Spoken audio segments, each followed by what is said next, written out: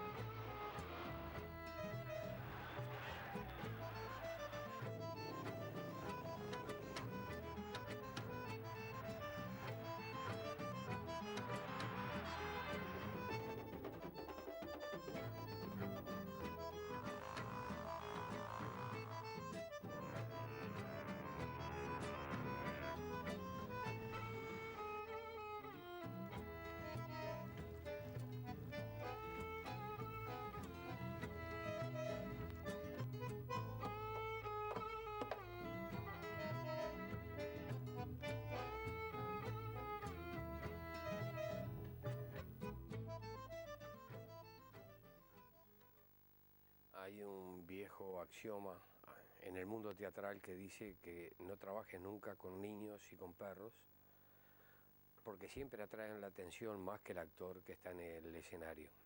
Y hay una costumbre de los buenos actores es saber buscar y ubicarse en las luces. Hoy tenemos dos invitados que pueden actuar con niños, con perros, que pueden actuar sin luces porque tienen luz propia y que son un pedazo de la historia de nuestro teatro y un pedazo de nuestra historia. Con nosotros están China y Taco, no necesitan mucha presentación. Pero lo que sí quiero es leer un fragmento de algo que China me va a tener que decir de quién se trata. Yo creo que los recuerdos son como las frutas. Es preciso que estén bien maduras para arrancarlas. Si no, son amargas y no tienen color. Por otra parte, los muy recientes no se creen, porque son demasiado verdaderos. Los hechos concretos de una vida son detalles de un cuadro que es necesario alejar para mirarlo bien. La influencia de los unos sobre los otros los modifica, le da distinto carácter y entonación distinta, como la recíproca influencia de los colores complementarios en las telas. ¿Te suena? Ojalá que me hubiera gustado escribir eso. Pero lo hizo tu abuelo. Qué lindo es. Es precioso, pero además tiene que ver con Eso todo de esto que los está pasando. recuerdos. Es una cosa fantástica.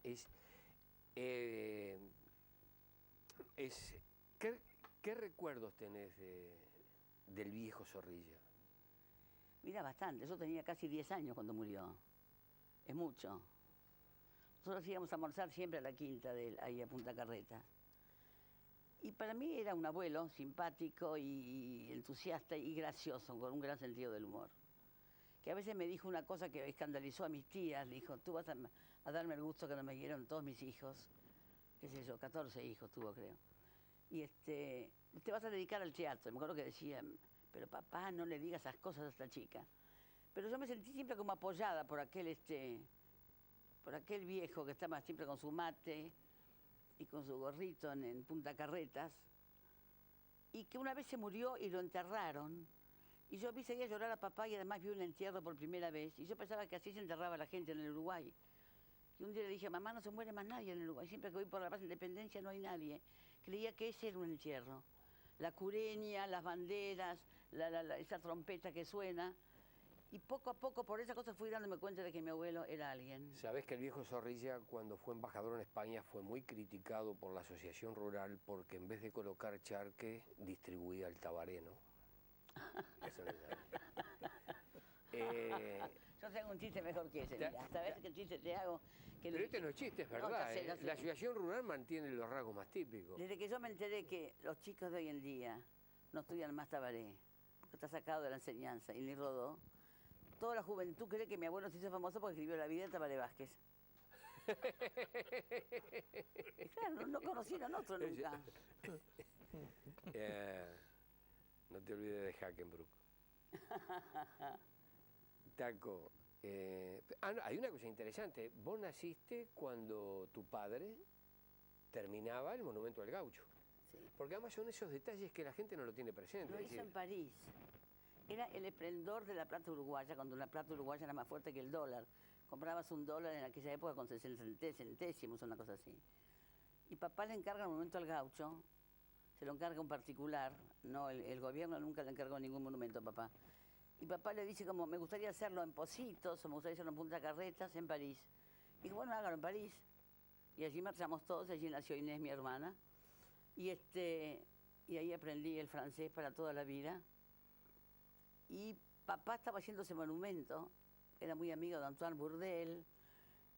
Y yo me acuerdo de París de cosas bobas, porque fueron 4 años tan inútiles. De los 0 a los 4, ¿por qué no de los 20 a los 24? ¿Por qué no de los 30 a los 34? Te diría de los 70 a los 74. Pero me acuerdo, qué sé yo, de pocas cosas importantes. Taco, vos tenés un abuelo muy combativo que tuvo en un par de alzamientos. Sí. Te das cuenta que a mí esas cosas me llegan mucho, ¿no? Sí.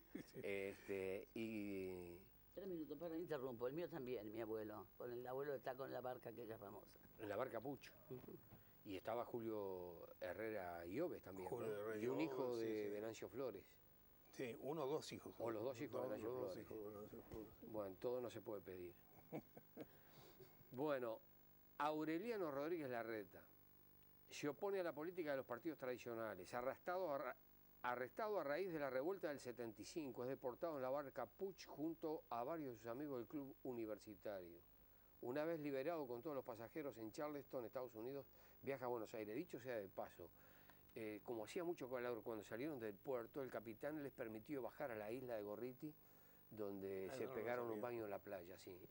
Eduardo Acevedo en los anales lo cuenta. No, yo contrariamente a China, casi no recuerdo, prácticamente no recuerdo a mi abuelo Aureliano porque murió, yo era muy chico, no tenía más de 3 años, me parece. Y aparte de eso, siempre voy a hablar de él, por supuesto, papá veneraba a su padre, pero nunca oí hablar mucho y nunca investigué mucho.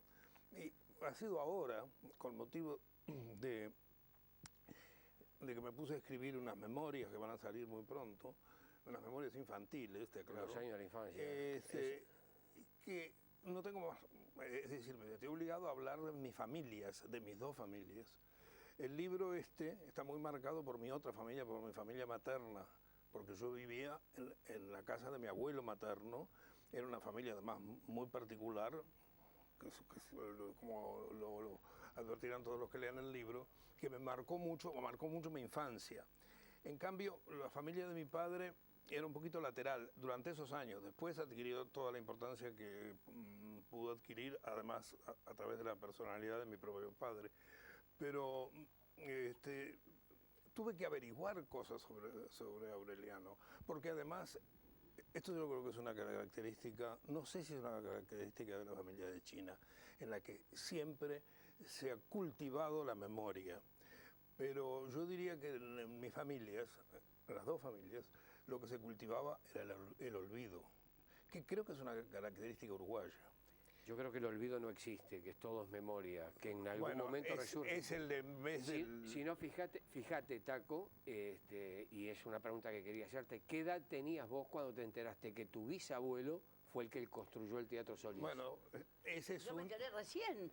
¿Te das cuenta? Claro, es que yo, por supuesto que no lo contaba porque yo no lo sabía, y es para mí un misterio cómo, viviendo en la casa de mi abuela, mi abuela también murió cuando yo era muy chico, pero viviendo en esa familia, nadie nunca me dijo que yo tenía alguna vinculación con el hombre que había levantado el Teatro Solís, que estaba a 3 cuadras de mi casa, porque yo vivía en la calle Sarandí, y además fui al Teatro Solís desde niño, porque mis padres nos llevaban mucho al teatro, a mi hermana y a mí, y después yo seguí yendo, una vez que me valía por mí mismo, digamos a partir de los 11, 12 años, yo seguí yendo mucho al teatro solo y pagaba la entrada, que probablemente hubiera podido no pagarla si hubiera dicho que ese señor que estaba que yo lo vi muchísimo tiempo. La cabeza hall. esa de mármol que estaba en el hall del Solís. Y que yo yo no- Florencio Sánchez, que me hizo papá enfrente. Claro. Estaban las dos cabezas. Las dos cabezas. Y yo nunca supe, lo vine a saber ahora 20 años. Y después, cuando empezaron con la, iba a decir la demolición.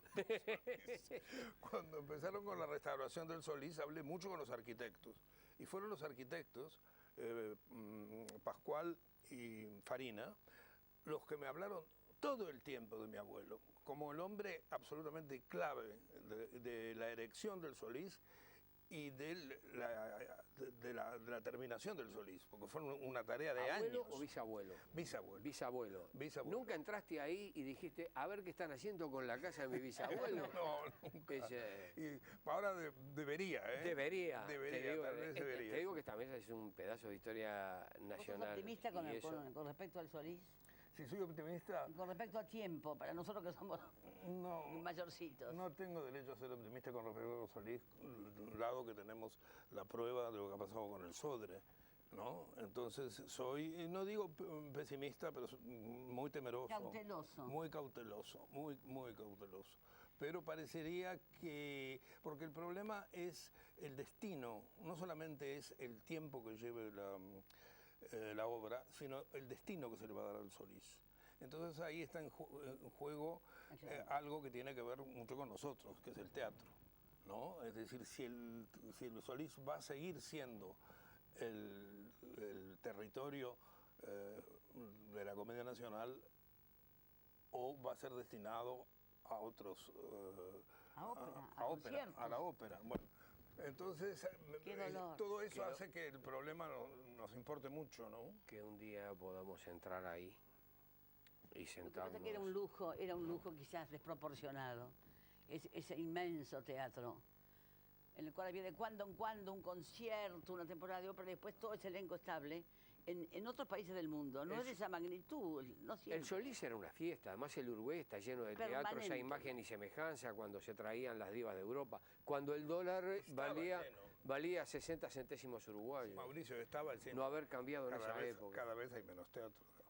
Cada vez hay menos cada teatros, vez hay pero menos quedan teatros. algunas reliquias en el interior, el Florencio No, Sánchez. pero reliquias que la están rebosando, que son una belleza en Florencio Sánchez, y el otro, el Damaso Larrañaga, el que acabo de actuar, Fanta. hay muchos. Y El Machó de el San Machó José. de El San mayor, José, el mayor de San José.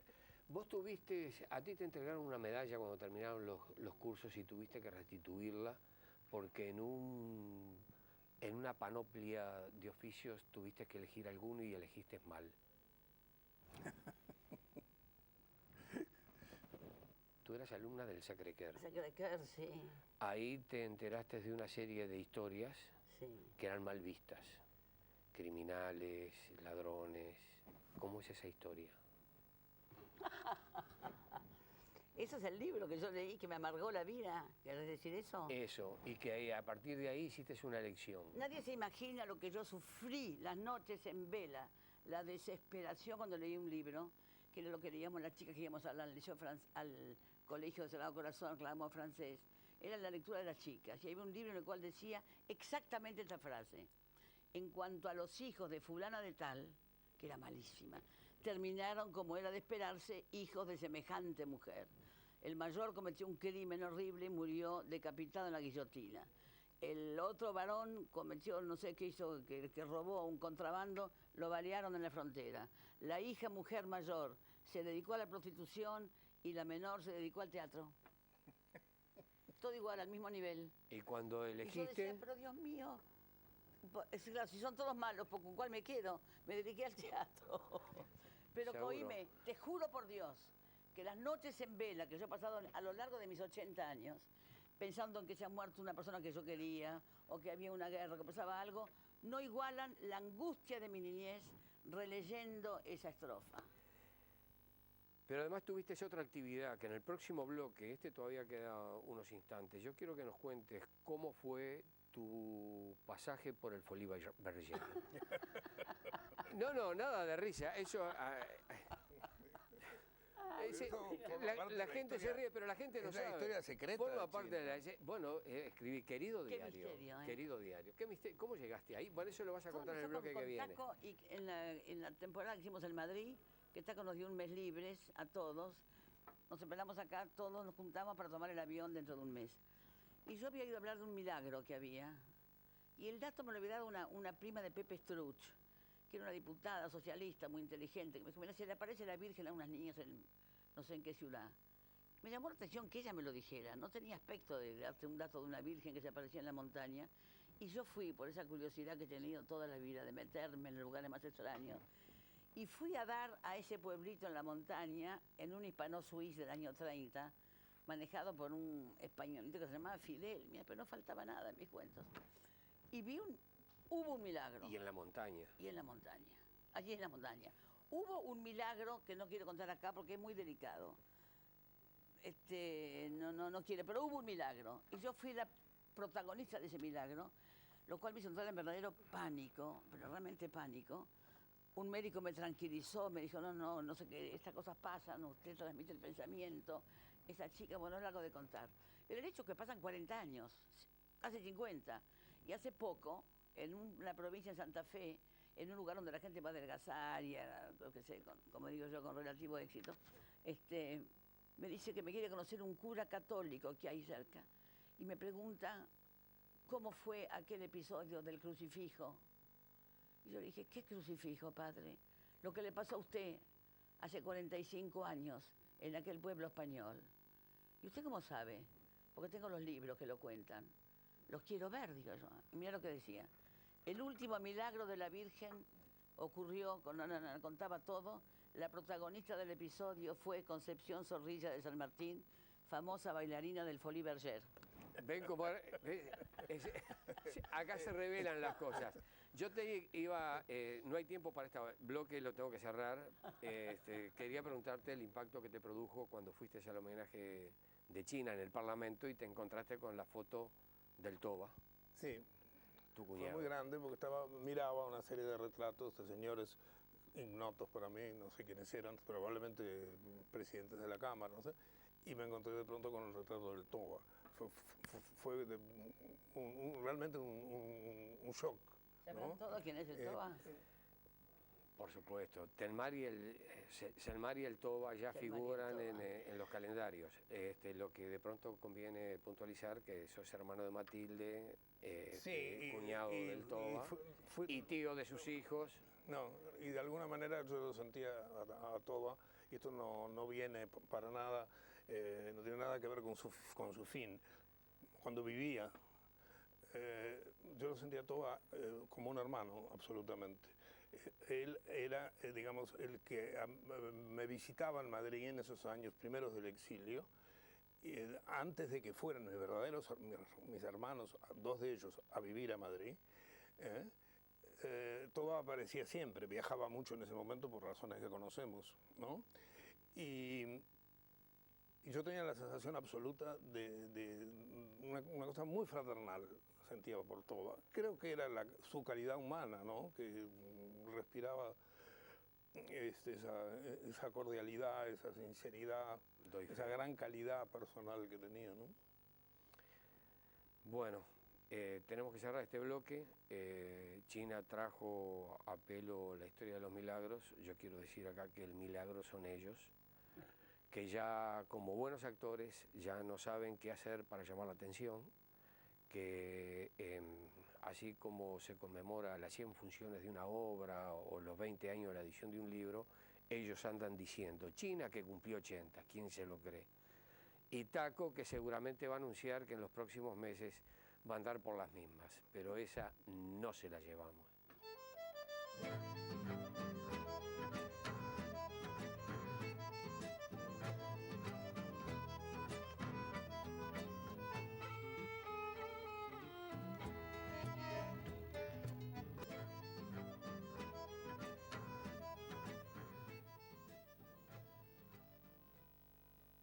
Hay una asociación curiosísima entre la tejeduría y la actuación. Yo recuerdo en mis días en el Teatro del Galpón, en los ensayos, las actrices que tenían que hacer platea, en la platea hacían tejido. Era una manera de descargar las tensiones, era una manera, supongo yo, era una manera de terapia, era una manera de que alguien se abrigara al fin de la última puntada. China, en los anales de manos del Uruguay, figurás como una de las Gran que tejedora. más... Pero tú más- sí que acá tejían. El asombro mío en el Actor Studio de Nueva York, todas las actrices tejían. es casi un tratamiento. Vos hiciste muchos buzos. Muchos buzos. ¿Dónde? ¿Cuándo? ¿A quiénes? Toda hora. Mira, yo creo que si las mujeres tejieran más, habría muchos psicólogos sin trabajo. Porque el grado de descargue que haces por un tejido, Se asocia con de lo que... nervios, de cosas, Exactamente. pensás más claro cuando estás tejiendo. Cuando hacíamos La pulga en la oreja con taco, que era una obra que tenía 17 personajes y había 18 situaciones cómicas cada media hora, yo un día dije, como tengo que esperar entre escena y escena un poco largo tiempo, me voy a llevar el tejido entre cajas. Y un día me voy con tejido por primera vez y me pongo a oír la obra, pero no como todos los días, tejiendo. O sea que aquí nada, silencio todo aquí y de golpe oigo un error de texto. Interrumpo el ensayo, digo, taco, acá hay un error, acá hay una perla, como se dice. No le puede decir Guarnero a fulana tal cosa que no le había visto hace mucho tiempo, si le dijo en el acto anterior, en la primera escena que lo había visto ya. Y entonces dicen, tiene razón China. ¿Cómo te diste cuenta? Porque estaba tejiendo. O sea que los que están a veces en la cámara, usando discursos un poco aburridos, si no tuvieran el complejo de tejer, como tienen los hombres que tejen en Norteamérica, que al lado de casa había una mercería que decía los viernes clase de tejido para hombres, y llegaban los coches de Wall Street con los banqueros, con el attaché case, a dar clase de tejido. Hay una fotografía famosa de Bush haciendo punto No. arroz. China, ¿a quiénes les hiciste buzos, A mucha gente. nombres? En Buenos Aires a muchos famosos. A Leonardo Baraglia, tiene uno divino que yo lo tequía, a Graciela Borges, a Miguel Ángel Solá, a Mercedes Morán. Dicen que son hermosísimos. Son lindos. ¿Eso lo haces cada vez que tenés que ensayar? No, No. En el TCM ella tejía entre cajas, pero nunca me regaló un buzo. Y ahí ella idealiza, porque a veces en la pulga en la oreja, que era un mecanismo de relojería, a veces entraba tarde. ¿Dónde está China? China, ¿en "Está cuánto tiempo tejiendo". haces un buzo? Hago un buzo de los buenos míos escocés, de manga larga con cuello, en un mes más o menos. Te doy a elegir los... China, ¿qué talle me calculás? Ay, qué gracioso. Bueno, esto ¿Qué? para mí es el sinónimo en muchos momentos de mi vida, de felicidad. Es el Valium que otros toman y que yo lo vuelco acá. Nada más que poner los puntos en la madeja. ¿Te parece un color adecuado para Mauricio? Sí. Es rojo, no colorado. Cuidado con las suspicacias, ¿eh? No, yo a ti te elegiría por los colores un beige y un habano, por ejemplo. Ese lo tiene Miguel Ángel Solá, le queda divino, con tus canas vas a matar. Cuando te lo alcanzo. Taco, gracioso. hay una cosa que poca gente sabe, y para eso tenemos este programa. Quiero leer este fragmento que dice, escritores del siglo. 20.000 lectores del diario El Mundo de Madrid, a los que se sumaron los críticos literarios de esa publicación, eligieron las 100 mejores novelas del siglo XX en lengua española.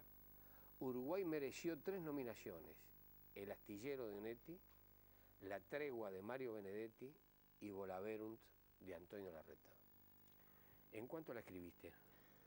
La escribí en poco tiempo. No No, me digas. suelo escribir en poco tiempo porque cuando me siento a escribir me doy cuenta que casi me estoy dictando lo que escribo. Te entiendo. 3 porque meses. uno escribe primero acá y luego Claro. pasa el acto mecánico de escribir, Sí, sí, sí. porque si no uno podría decir que si en 3 meses la escribiste y está entre los 100 mejores, si te hubieras tomado 3 meses más, estabas entre los 50. Yo fui el primer asombrado. Fui el primer asombrado de que Volaverunt estuviera tan fresco todavía en la memoria, más que de los críticos, de los lectores.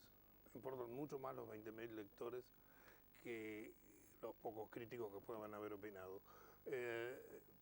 Porque fue un libro que se leyó muchísimo en el momento de la publicación, que volvió a tener algunos renacimientos, sobre todo cuando se hizo la película, hace 4 o 5 años, pero yo realmente no imaginaba que hubiera ese aprecio por la novela, por lo tanto fue Es una una gran novela, fue gratificación, fue premio más Plane- gratificación que el premio. Fue un premio Planeta. El premio Planeta, No digas que fue más. ¿Cuánto te dieron? no, muchísimo dinero. Entonces- Muchísimo dinero con el cual pagué mis deudas, Mauricio, fue lo primero que hice y después dilapidarme el resto. Y dentro de un mes estás largando otro libro. En España ya lo largué hace un mes. Lo largó Planeta, se lanzó, se llama El Guante y llega a Montevideo dentro de 8 o 10 días y estará en las librerías dentro de 20, calculo. Ustedes saben que con motivo de la presencia de ustedes le hicimos, nuestra integrante del equipo, Virginia Arlington, le hizo una entrevista al ministro de Cultura, Antonio Mercader, que es una personalidad. Es locuaz, tiene buena presencia, está preocupado por los temas de la televisión y de la cultura, pero además tiene un historial familiar muy interesante, que lo quiero mencionar porque también es medio sorpresivo para la gente. Antonio Mercader, 56 años, abogado, periodista, director de agencia de publicidad, asesor presidencial, ministro de Educación y Cultura en 2 ocasiones, autor, entre otros, del Año del León, basado en la historia de la Laguna del Sauce y de las posibilidades de que allí los norteamericanos colocaran aviones amenazando a Buenos Aires. Fundó el Instituto Nacional de Audiovisual. Según Brecha, nació en Madrid. Fue a la escuela pública, es pariente de Ramón Mercader, el hachador de Trotsky, Sí. y sobrino de María Mercader, esposa de Victorio de Sica. ¿Qué me contás? Con ustedes, Antonio Mercader. Sí, son 2 nombres importantes, ambos, el de China Zorrilla y Taco Larreta, ¿no? China, perteneciente a una familia que ha dado figuras al país desde don Juan Zorrilla San Martín, su propio padre, José Luis Zorrilla, sus hermanas, tan importantes todas en distintas actividades. Yo recuerdo que hace años fui a hacerle una entrevista a José Luis Zorrilla, a su taller allí en Punta Carretas, y me dijo una cosa que la puse en la entrevista. La entrevista era para una revista argentina, 7 días, que ya no existe. Y José Luis me decía, dice, pensar que durante tantos años, yo que he trabajado como escultor y demás, siempre fui el hijo de don Juan Zorrilla. Y ahora que ya estoy consagrado, que tengo monumentos en distintos lugares del mundo, que estoy aceptado, ya no soy más José Luis Zorrilla, soy el papá de China. Y eso define un poco, eso define un poco lo que es esa familia. Por supuesto que José Luis, que era un hombre de una calidez humana, de una ternura y era muy poco vanidoso ya por esto que se acaba de decir, pero que realmente tenía unos merecimientos notables, lo decía con todo sentido del humor. Y respecto a Taco, es de todos conocido, es un hombre que desde que apareció en la escena, ya sea como periodista, ya sea como director teatral, ha demostrado esa calidad, además pertenece realmente también a una familia que ha dado mucha gente de lustre, mucha gente importante para el país, y creo que entre los dos han conformado en estas últimas décadas un poco han sido el cerno de esta cultura uruguaya, que se manifiesta aquí en el teatro, pero que también se ha manifestado a través de otras ramas como la literatura, el periodismo, etc. Yo creo que es un acierto esta iniciativa de traer a China y a Taco en este momento. Son 2 protagonistas importantes del quehacer cultural nacional que, por desgracia, infelizmente, no están todo lo que debieran estar en la pantalla de televisión. Debieran estar más, porque ambos son un buen ejemplo, son arquetipos de conductas y trayectorias a lo largo de la vida. Los dos están en una etapa de la vida de una prolongadísima trayectoria y muy importante, y esperamos mucho de ellos de aquí en más. Pero yo creo que es un deber de la televisión, y este tipo de programas deberían ser imitados. Es un deber y además no es un mal negocio, porque en todas partes del mundo los programas locales, los programas que hablan de temas que a uno le importan, de temas que están cercanos, próximos, la proximidad, es siempre muy importante y es lo que en el fondo da mayores audiencias. Si ustedes miran los ratings, siempre se habla del peso de los programas extranjeros, muy bien, pero los ratings en general, en todas partes, los llevan los programas locales, el noticiero local, el programa local. Entonces, yo creo que presentar figuras locales, hacerlo en programas de calidad, en programas donde haya figuras como estas, que puedan hablarle al público, que puedan transmitir sus experiencias, que puedan hacer algo interesante, pero al mismo tiempo enriquecedor para la gente, no es en balde, no es tiempo perdido y no es salir de carrera ni quedar fuera de competencia. Por lo contrario, digo, ojalá que hubiera muchos más programas nacionales en toda nuestra televisión, entre otras cosas porque a través de las nuevas tecnologías, cable, etcétera, tenemos una fuerte invasión de programas de origen que vienen del exterior, contra los que yo no tengo nada. Digo, ojalá, digo, yo soy partidario de fronteras muy abiertas, pero ojalá tengamos más programas de carácter nacional que defiendan a valores tan importantes como China Zorrilla y Taco Larreta. Yo le tengo un gran aprecio a Mercader, pero me deja con la inquietud de que a raíz de los conceptos que virtió en la entrevista, no lo convoquen a la Junta Departamental. ¿Cómo llegaste a Villanueva? De una manera bastante misteriosa, porque yo... Estoy hablando de Villanueva Saravia. Saravia, Sí. claro. Yo conocía muy poco de Villanueva Saravia, conocía más o menos lo que se sabía. Yo no estaba demasiado interesado, además, en él como figura política.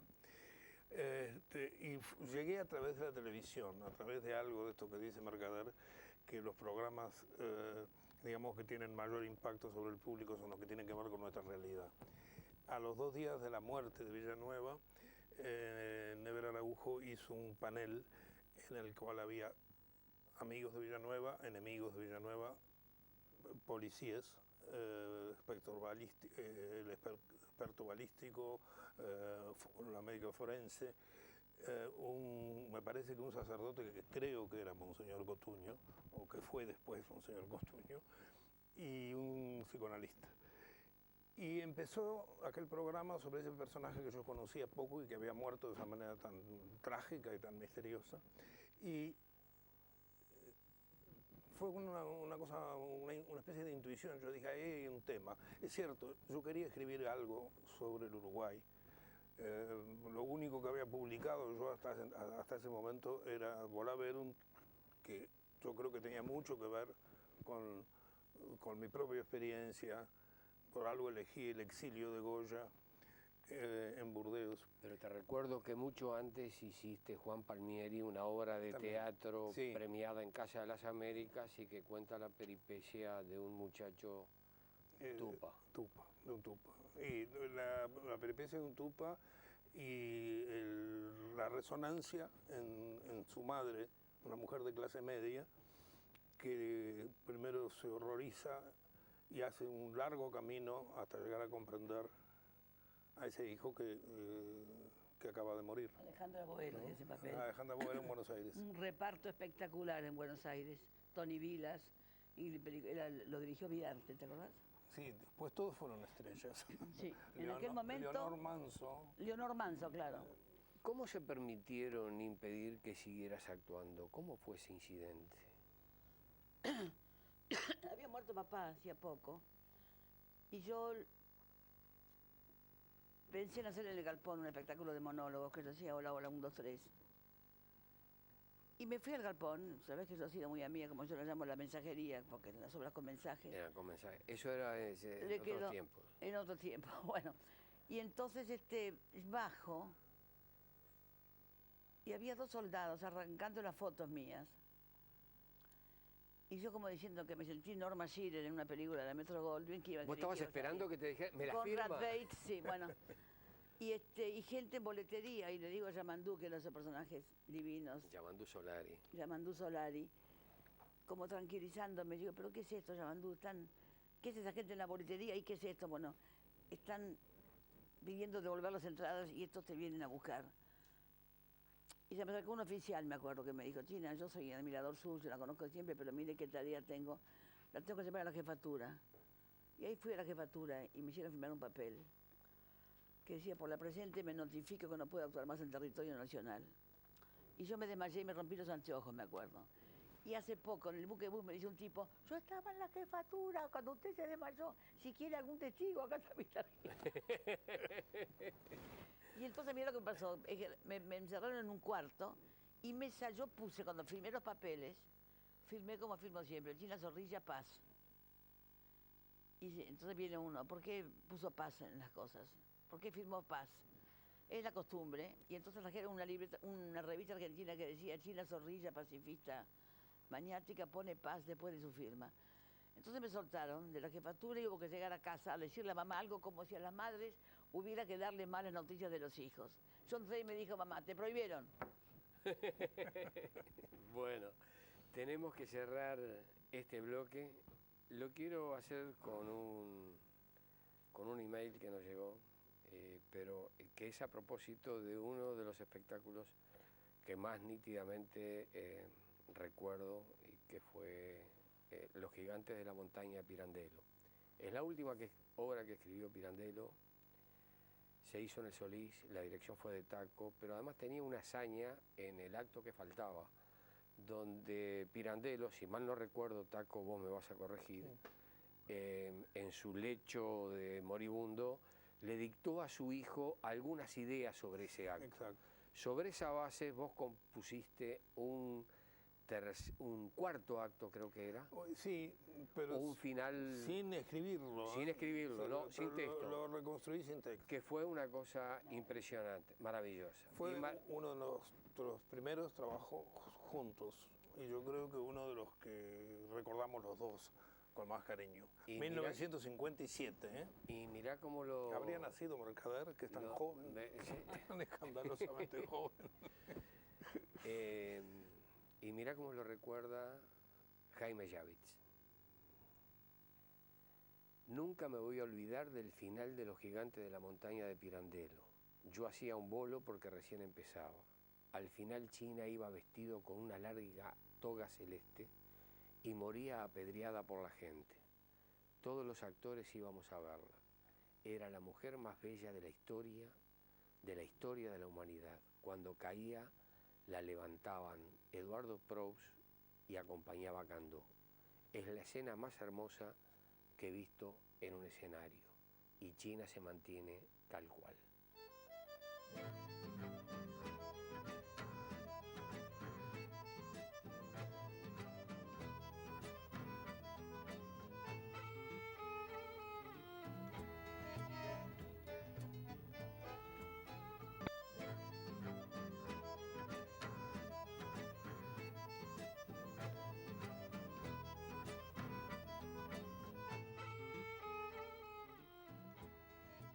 Me encontré con Matilde cuando el homenaje a China en el Galpón.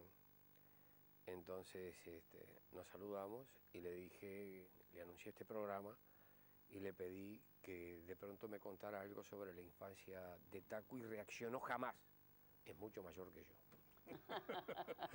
Es cierto. Lo que es absolutamente cierto, pero yo de pronto son esas historias que se recogen a nivel familiar. Pero en cambio nos mandó una cosa muy linda. Recuerdo cuando volvió a Uruguay en 1985, 1986. En el 85 fue cuando me viniste a visitarte, ¿verdad? Taco venía a almorzar y yo tenía hijos adolescentes, todos con novias, estaba lleno de gente. Mientras hacíamos los aprontes, les advertí que el tío era un poco sordo, así que tenían que hablar de a uno. En ese entonces, Taco estaba un poco gordo y era un señor que se vestía muy, muy bien y que parecía mucho mayor de lo que era.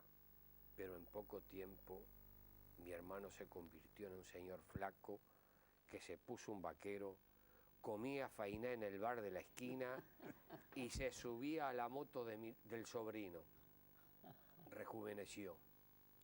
Le hizo bien venir a ser un uruguayo otra vez. Qué lindo. Es realmente una página... Y es muy cierto. El otro día, sin decirme que había escrito eso, hablamos un poco de esa primera impresión que yo di cuando llegué del exilio, y esa transformación que yo experimenté, no inmediatamente, pero en mi tercer o cuarto viaje, que fue como una especie de explosión increíble, ¿no? Como si me liberara de algo oscuro que estaba dentro. Lo sentí, te puedo decir, te podría decir el momento y el lugar. En la Plaza Cagancha, caminando por la Plaza Cagancha, y de pronto dije, ¿qué pasa? Y esa noche me olvidé de tomar los remedios, que tomaba 9 remedios todas las noches. Y los dejé, y nunca más los tomé. Si Ahora tomo alguno, claro. Si Pacheco no hubiera estropeado la frase en una campaña electoral, podríamos decir de todo corazón, aunque no le vamos a dejar la frase a él como el Uruguay no hay, China. China, hay una historia que me encargó Chiflé que contaras. El flaco Chiflé, ese maravilloso ser humano. Ah, sí. En el Uruguay se erigió el primer monumento a García Lorca, fue en Salto, en los días que Amorim era medio director Sí, intelectual. Era el rey de Salto. Fue Margarita Xirguy, con ella vos. Fue la Comedia Nacional haciendo la gira veraniega, un mes de gira por el interior, y llevábamos bodas de sangre. Y vino Enrique a recibirnos en Salto, que era el gran anfitrión, todo el mundo lo conocía, lo adoraba, esa especie de extraño playboy comunista, seductor, millonario, generoso, maravilloso en su casa con sus invitaciones. Y le dije a Margarita que le había construido... Perdóname, pero tenía muy buen ojo con la gente. Él vivía también, cuando venía a Montevideo, en la calle Soca. Y yo me acuerdo que yo era cronista, era periodista entonces, y lo fui a ver, y me invitó y me preguntó si quería tomar una grapa. Y cuando yo me iba, entró Moncada, que era agregado cultural en la embajada chilena, y dijo, ¿te tomás un whisky? Aclaremos las cosas. O sea, comunista, pero no fanático. Bueno, y entonces era muy irresistible, era realmente irresistible. Hace poco le dije, me dio un álbum de fotos y hay una foto mía con él que es estupenda y la guardo mucho. Y le dijo Margarita, ¿pero qué has hecho y qué quieres que haga yo? Bueno, yo quisiera que ustedes fueran un día y después de almorzar para inaugurar ese que no es un monumento, es un muro recordatorio con la frase de Machado que dice, donde quiera que cante el agua y sople el viento, repetirá al infinito, el crimen fue en Granada, en su Granada. Y dijo Margarita, pues, ¿qué quieres que hagamos? Que hagan algunas escenas de boda de sangre. ¿Pero quiénes? Pues los actores. Y cuando, nada, después de almorzar, una cosa muy extraña. Y Margarita aceptó. Y fuimos, íbamos a hacer la escena del bosque, la huida de los amantes, o sea, Guarnero y yo, y después Margarita, su famoso parlamento final, con este cuchillo que apenas cabe en la mano. Y esta es mi palabra favorita de Lorca. ¿No decía cuchillito? Por un cuchillo que apenas cabe en la mano, pero que penetra fino por las carnes asombradas y se detiene en el sitio donde tiembla enmarañada la oscura raíz del grito. Y después repetía, y esto es un cuchillo, un cuchillito. Ay, fuimos todos con Margarita toda de negro, como siempre, todos vestidos con traje de la obra. Dijo Margarita, pues haremos la escena del bosque cuando tú y Guarnero huyen. Luego salgo yo con una vecina y ahí terminamos, todo de día a las 3 de la tarde con 40 personas. Pero Margarita ese día empieza a hacer la obra y era como otra Margarita. Estaba tan metida en el personaje, lloraba tanto, no hay nadie aquí. Bueno, y habíamos notado que de unos ranchos que había por ahí, se habían acercado unos gauchos, pero prácticamente descalzos, ¿no? Una cosa indigente, espantosa. Asombrados, la bandera republicana española, muy de Enrique, ¿no? Franco muy contento en su trono, el embajador de España aquí franquista y la bandera republicana flameando, la bandera uruguaya y el grupo de amigos de Enrique, que éramos 10 o 20 o 30, y el elenco de la Comedia Nacional. Y sale Margarita y hace la escena que nos rompió el corazón, porque era como otro ser. ¿Dónde está mi hijo? No hay nadie aquí. Bueno, y cuando empieza a llorar, que no lloraba nunca, la fría Margarita, empieza a llorar. Y cuando termina, nos quedamos todos sin saber qué hacer. No podéis aplaudir ahí. Había un silencio y de golpe vemos que los gauchos se acercan. Pero se acercan dispuestos a que no los interrumpieran. Mirá quién viene, mirá, eran como 5 o 6. Y uno se acerca a Margarita, se saca la boina y le dice, le acompaño el sentimiento, a mí también me mataron un hijo. Eso es Entonces impresionante. lo quiere apartar Enrique y dice Margarita, no, que me den el pésame, por fin. Y se quedó ahí y Eso le es dieron la mano impresionante. los 6 ¿En gauchos. dónde está registrado eso? Lo quieren filmar, hacer un cortometraje los españoles con esa escena. Españoles que los patalearon en los días de Franco en sí. Madrid. haciendo la zapatera prodigiosa. Eso que se llama meneo. Sí, Abucheo, no sé cómo se parecía llama. un abucheo. Parecía una Es decir, porque cuando terminamos el espectáculo, La última función de la temporada. la última función de la temporada, pero la zapatera prodigiosa solamente pudimos hacer las 2 funciones porque no nos dieron permiso para más. Ya entonces eran difíciles los derechos de autor. ¿Verdad, China? Bueno, y rompe un aplauso calidísimo para los actores, para la zapatera, que era China, y de repente empezamos a sentir que en medio ruido del aplauso, extraño. voces que gritaban, sentíamos muchas vocales, muchas as, pero no nos mirábamos uno al otro, con China, con Guarnero, con los otros actores que estaban allí, Pacho, hermana, Carmucha. Graciela.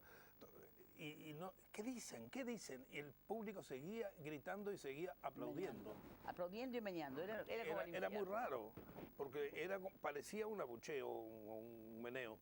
Y terminamos así, ignorándonos, porque no sabíamos lo que nos decían. Y apenas baja el telón y entramos, todavía en esa época se usaba telón, y entramos, aparece un español, amigo nuestro, y dice, ¿pero qué habéis hecho? Y entonces, ¿qué era? Que nos decían, nos gritaban, Es una costumbre. la Escena escena, vacía. la escena vacía, la escena vacía. Era difícil de entender para un oído no demasiado acostumbrado al Es que los castellano y a la españoles fez, hablan de una manera. ¿no? ¿Y qué era? Querían aplaudir a Lorca. Es decir, los actores muy bien, ya nos habían aplaudido, pero que no fuéramos. En la España de Franco. Y que, En la claro, España de Franco. claro, Eso es formidable. se había empezado a dar Lorca, se había hecho, Aurora Bautista había hecho Doña Rosita la Soltera unos meses antes. Pero tímidamente, de a Pero muy poco. tímidamente, muy oscuramente, y nosotros tuvimos dificultades en que la familia de Lorca nos autorizara a hacer la zapatera. Y eso es lo que quería el público, aplaudir a Federico. Y te digo China. una cosa, nos dieron, ese año se conmemoraba en España el 400 centenario del nacimiento de Lope de Vega, y los críticos más importantes dieron el premio al mejor espectáculo de Lope de Vega presentado en España.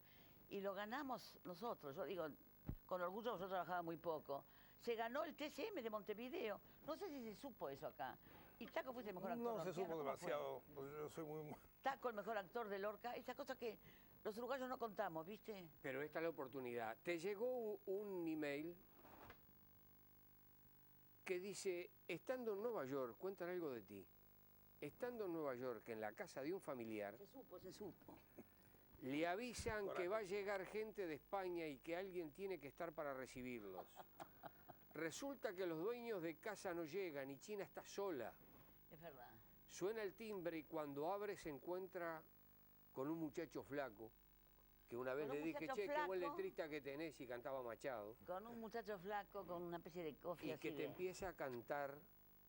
y de gorro boliviano, así con las orejas, así parecía una cocker. Y te empieza a cantar Señora.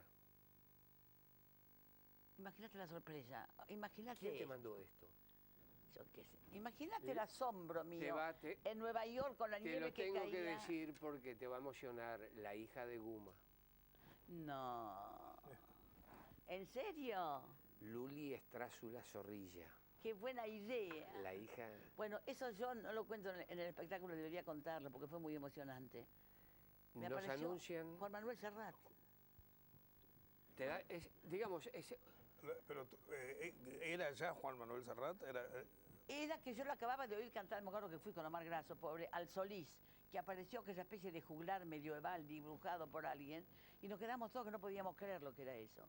Y después en la chacra de los hermanos Reino, de Walter y Osvaldo, estaban los discos, y la turquestana, ella es ducho, yo la llamo la turquestana, me había contado que, tú no sabés lo bueno que es ir a... Entonces cuando Serrat entra, yo, como digo, me transformo en gay, yo le digo, pero pasamos, sos Serrat, pasa. Y después le digo, bueno, mira, no puedo cancherear más, se me salta el corazón. Yo te admiro tanto, ¿qué haces acá? Pues nada, yo me quedé invitada por un amigo, bueno, Entonces, me encanta tu canción, la sé de memoria, las cosas de Machado son divinas. Hay una canción tuya que parece dedicada a mí por la edad que yo tengo. ¿Qué canción? Me dice. Señora, le digo yo. Y me mira con una cara de demonio. Me dice, ¿no hay una guitarra en esta casa? Sí, le digo yo. Voy a buscar una guitarra y vi una guitarra en cada cuarto, calcula, 4 chicos adolescentes. Se hinca, se sienta al lado mío en un taburete, con la estufa al fondo, la nieve que caía por la ventana. Y dice, pues ahí va, para ti. Ese por quien sueña a su hija. Taco, lo que la gente no sabe es que China era tremenda.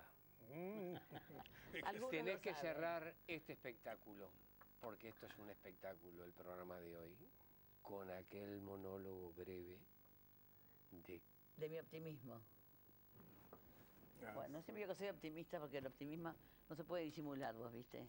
Ser optimista es una adicción. Y una vez un chico uruguayo me acercó una narración que esto es lo que yo pienso, que las peores situaciones se pueden revertir en la vida. Y dice, ¿cómo se cambió esto? Pero se cambió.